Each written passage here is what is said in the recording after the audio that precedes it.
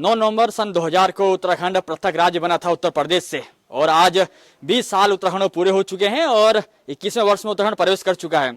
किस तरीके से उत्तराखंड की पृष्ठभूमि रही है इन 20 सालों में, कितना विकास होना चाहिए था, कितना नहीं हुआ और कितना आगे होना चाहिए, इन सब चीजों पर हम आपको यह सीरीज दिखा रहे हैं, उत्तराखंड की कहानी उसी की जुबानी। और हमारे साथ विधायक हैं गणेश जोशी, कद्दावर नेता हैं, और उन्हीं से जानेंगे क्योंकि राज्य आंदोलन में भी इन्होंने हिस्सा लिया था।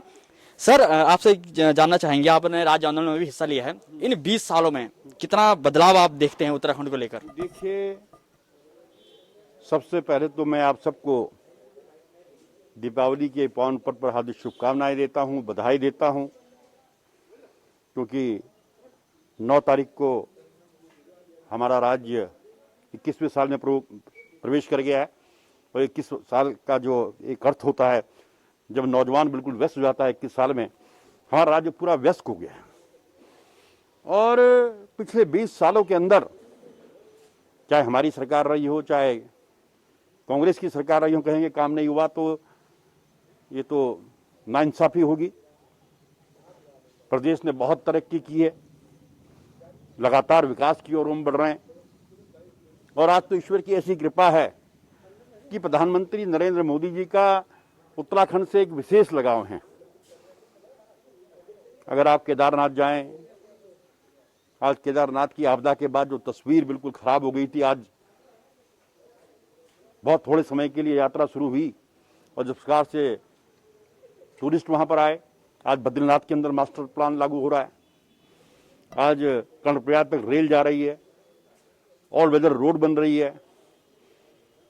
जरा दूर मत जाइए, मैं अपनी विधानसभा की बात कर लूँ। ये मसूरी एक प्रमुख टूरिस्ट प्लेस है। केंद्र सरकार के माध्यम से 145 करोड़ की एक पेयजल योजना, जिसमें अनिल बलूनी जी का विशेष योगदान है। यमुना से पानी मसूरी के लिए हम ला रहे हैं। आने वाले समय में मसूरी के अंदर 40 साल तक पानी की दिक्कत नहीं होगी। देहरादून से पुड़कुल से मसूरी तक रोपवे हम लेके जा रहे हैं, जिसके बनने के बाद मात्र 12 मिनट में हम मसूरी पहुंच जाएंगे। एक 300 गाड़ी की पार्किंग लगभग बन चुकी है कंक्रीट में, एक 500 गाड़ी की पार्किंग हम 0 पॉइंट पर बना रहे हैं। सुरकुंडा देवी पर रोपवे लोकार्पण की प्रतीक्षा में है। लगातार यहाँ की जवानी और यहाँ के पानी का हम उपयोग कर रहे हैं। मुझे याद है, जब हम आंदोलन में थे और हमारे कुछ मित्र हमसे सवाल करते थे कि यार तुम राज्य की बात कर रहे हो, राज्य बन गया तो इस राज्य का क्या होगा। हम यहाँ की जवानी को भी रोकेंगे और पानी को भी रोकेंगे, क्योंकि यहाँ पर जल्दी योजनाएं यहाँ पर चल रही हैं और सरकार इस क्षेत्र में बहुत सब्सिडी दे रही है, बढ़ावा दे रही है। यही कारण है कि आप प्रति व्यक्ति इनकम को देखें, अन्य प्रदेशों की तुलना में हमारी सबसे ज्यादा है। कोरोना में आपने देखा होगा जहाँ अन्य प्रदेशों की क्या स्थिति रही, मृत्यु दर हमारे यहाँ सबसे कम है। और लगातार हमारा प्रदेश त्रिवेंद्र सिंह रावत जी के नेतृत्व में प्रगति की ओर बढ़ रहा है। एक बार मैं आपके चैनल के माध्यम से फिर सबको दीपावली की शुभकामनाएं देता हूं, राज्य स्थापना दिवस की शुभकामनाएं देता हूं। और आज हमने जन भावनाओं के अनुरूप गैरसैंण को ग्रीष्मकालीन राजधानी बनाया। 9 तारीख को मुख्यमंत्री जी वहां पर गए, 25,000 करोड़ की घोषणा वहां के विकास के लिए की है। और जिस दिन जो टारगेट हमने फिक्स किया है, वो इतनी सुंदर जगह है, जब वो हम लक्ष्य तक पहुंच जाएंगे तो यहाँ का दृश्य कुछ और होगा, ये मैं कहना चाहता हूँ। सर, एक सवाल ये है कि चूंकि मुलायम सिंह यादव की सरकार थी उस समय, जब हम अलग राज्य का आंदोलन चल रहा था, खटेमा गोलीकांड हमने देखा, मसूरी देखा, और रामपुर तिराहा कांड, जो कि जहाँ पे बर्बरताएं हुई महिलाओं के साथ, उन लोगों को न्याय अभी तक नहीं मिल पाया है जिन्होंने जो शहीद हुए थे, 6 से ज़्यादा लोग और 60 से ज़्यादा लोग घायल हुए थे। उनकी ये है कि कब उनको उनके साथ न्याय हो पाएगा, इस चीज़ को किस तरह से देखते हैं आप? देखिए, न्यायिक प्रक्रिया के बीच में, क्योंकि मामला न्यायालय में है, उसमें टिप्पणी करना उचित नहीं है।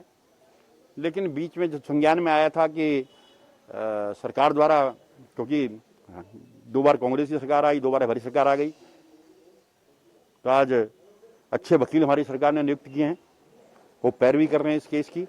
और मुझे पूरा भरोसा है, क्योंकि मैंने रामपुर तिराहे भी देखा है, मैंने कंट्रोल रूम का भयंकर लाठी चार्ज भी देखा है, जिसमें खुद मैं गिरफ्तार हुआ था, 27 दिन जेल में रहा था, मेरे दोनों हाथ पुलिस द्वारा तोड़ दिए गए थे।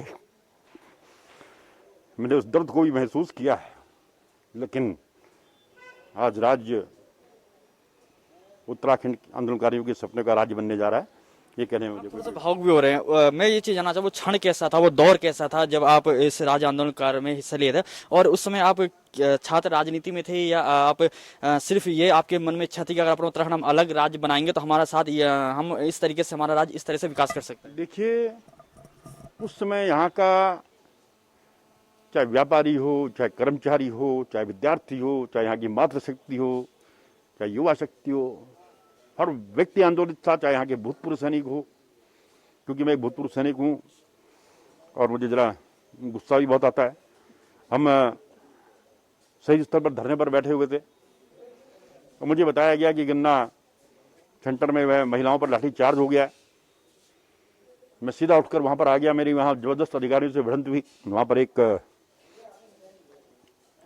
टेनिज एसपी थे माथुर, उनसे मेरा भयंकर विवाद हो गया कंट्रोल रूम में, और पुलिस द्वारा बहुत भयंकर लाठीचार्ज किया गया। और लोगों ने तो सोचा शायद मैं मर गया हूँ। मुझे बचाने के लिए हमारी 4 कौशल्या डबराल, आशा भगोड़ा, आशा केड़ा, कमला रावत, ये 4 महिलाएं, उन्होंने देखा जब पुलिस ने बहुत बुरी तरह मुझे मार दिया था तो मुझे बचाने के लिए मेरे ऊपर लेट गई। आज उन्हीं की वजह से मैं जीवित हूँ। उसके बाद हम 27 दिन बरेली जेल में रहे।